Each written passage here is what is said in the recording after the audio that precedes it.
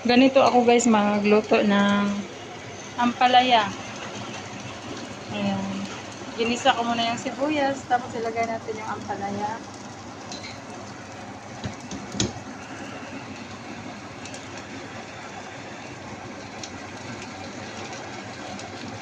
Tapos mamaya lagyan natin ng itlog. Wala kasing kamatis guys, kaya sibuyas lang yan at saka bawang.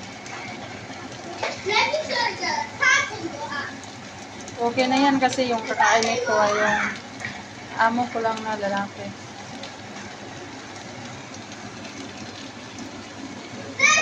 Tapos lagyan ng takip. Ayan. Ganyan lang guys kasi simple.